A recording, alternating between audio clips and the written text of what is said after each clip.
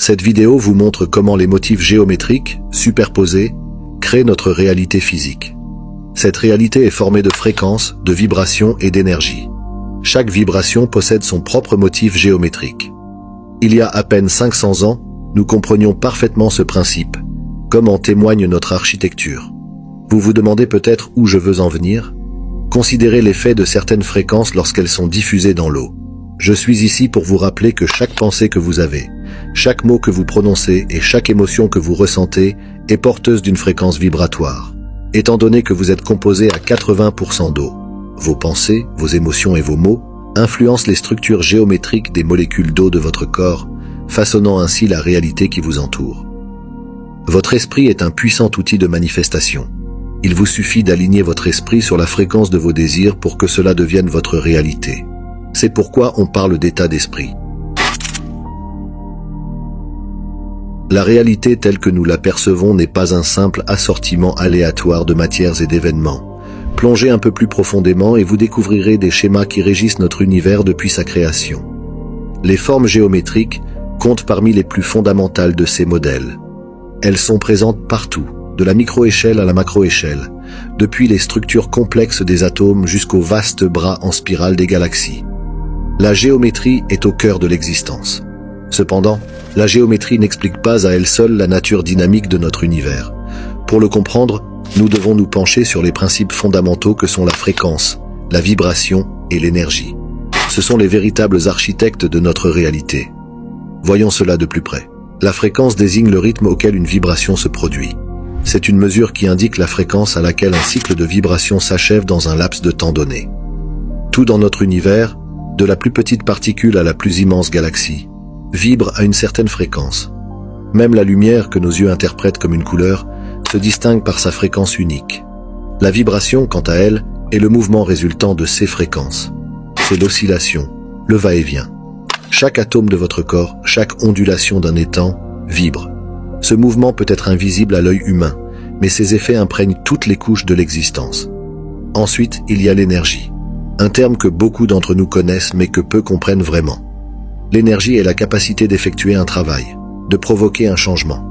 Elle est à la fois la source et le résultat de la fréquence et de la vibration. Tout ce que vous voyez, touchez ou sentez est une manifestation d'énergie sous une forme ou une autre. Pendant des siècles, ces vérités sont restées cachées, obscurcies par notre compréhension limitée. Pourtant, avec les progrès de la science et de la technologie, nous avons commencé à dévoiler ces secrets. Nous savons désormais que les motifs géométriques, combinés aux fréquences, aux vibrations et à l'énergie, construisent notre réalité. Comprendre cela ne permet pas seulement d'élargir notre perspective sur l'univers, mais aussi de révéler les couches cachées les plus profondes de notre existence. Dans la vaste étendue de l'univers, notre compréhension et notre perception sont à la fois remarquablement vastes et incroyablement limitées. En tant qu'êtres humains, nous sommes fiers de notre capacité à observer, comprendre et interpréter le monde qui nous entoure. Mais qu'en est-il si le fondement même de notre compréhension n'est qu'une fraction du tableau complet? Le spectre électromagnétique, une gamme étendue de fréquences, témoigne de la complexité de l'univers. Des ondes radio utilisées dans la radiodiffusion aux rayons X utilisés dans les diagnostics médicaux, il englobe une vaste gamme de fréquences. Pourtant, étonnamment, nos yeux ne peuvent détecter qu'environ 0,35% de ce spectre, ce que nous appelons la lumière visible. Le reste est un vaste océan d'informations, de fréquences et d'énergie qui nous échappe. Au fond, la lumière est bien plus qu'un simple éclairage. C'est un ensemble d'ondes électromagnétiques, chacune caractérisée par une fréquence unique. Les couleurs que nous identifions, des rouges aux bleus, sont déterminées par ces fréquences. La lumière rouge oscille à un rythme plus lent, tandis que les lumières bleues et violettes vibrent plus rapidement. Ces fréquences, une fois captées par nos yeux, sont transmises au cerveau, qui déchiffre ces signaux et les traduit en images vives qui peignent notre réalité. Pensez-y, toute notre compréhension et notre expérience de la réalité sont façonnées par ce minuscule 0,35%. Les couleurs, les formes, la lumière et les ombres, tout cela est l'interprétation de ces fréquences par le cerveau.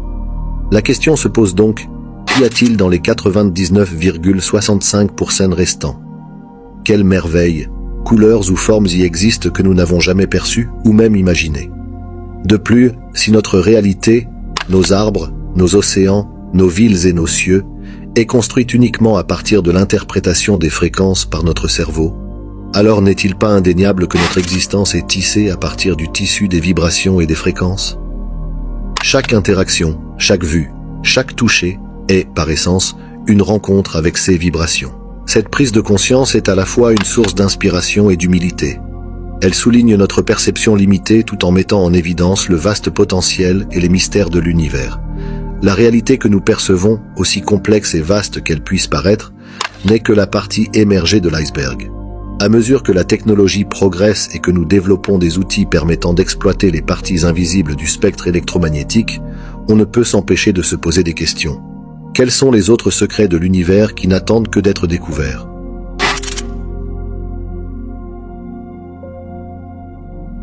La structure de l'univers n'est pas aléatoire, elle présente un modèle.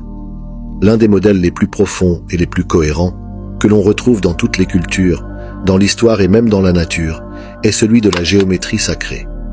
À la base, la géométrie sacrée est l'étude des modèles mathématiques, des formes et des nombres qui constituent la base de toute vie dans l'univers. Commençons par cette essence mathématique.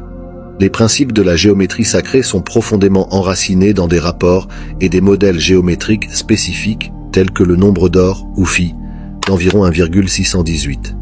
Ce rapport peut être observé dans l'architecture, l'art et même dans la disposition en spirale des feuilles sur une tige ou dans les galaxies en spirale dans l'univers.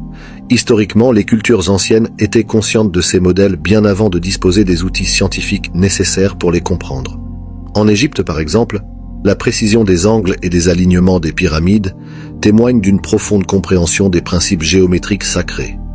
Il en va de même pour la Grèce antique, où le nombre d'or a joué un rôle essentiel dans la conception des temples.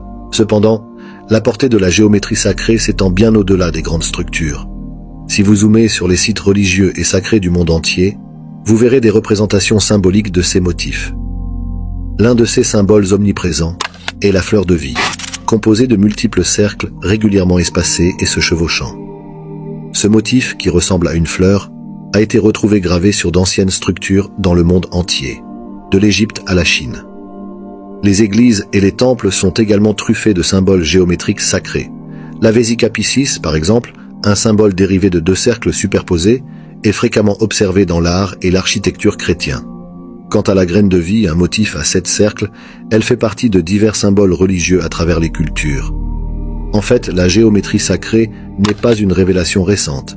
Les anciens en étaient parfaitement conscients. Partout où vous regardez dans les temples anciens, les écritures ou l'art, vous trouverez une riche tapisserie de ces symboles qui s'adressent à nous, faisant écho à des connaissances intemporelles.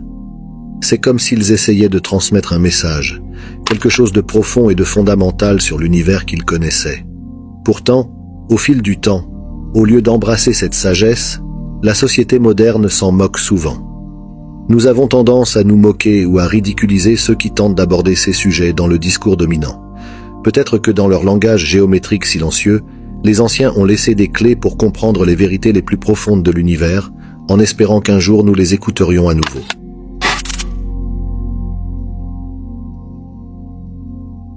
L'univers est en mouvement constant, une danse incessante de vibrations. Mais avez-vous déjà pensé que chaque vibration, chaque oscillation, possède son propre motif géométrique? Si ce concept peut sembler abstrait au premier abord, il repose sur des recherches scientifiques approfondies et ses implications sont tout simplement révolutionnaires. Masaru Emoto, chercheur japonais, a été l'un des premiers à apporter des preuves tangibles. Ses expériences sur les molécules d'eau sont désormais légendaires dans les milieux scientifiques. Emoto a exposé des échantillons d'eau à différentes fréquences, émotions et paroles, puis les a congelés au microscope. Les cristaux d'eau gelée ont révélé des schémas frappants. Les émotions positives et les sons harmonieux ont produit des cristaux magnifiquement symétriques, tandis que les fréquences négatives ou discordantes ont produit des motifs irréguliers et chaotiques. Mais pourquoi cela nous concerne-t-il? La réponse se trouve dans notre constitution même. Le corps humain, étonnamment, est composé d'environ 80% d'eau. Si une simple fréquence externe peut modifier si radicalement la structure de l'eau dans une boîte de pétri, imaginez les implications pour l'eau qui coule en nous. Nos pensées, nos émotions, la musique que nous écoutons et même les mots prononcés autour de nous ont le potentiel d'affecter la structure moléculaire de l'eau dans notre corps.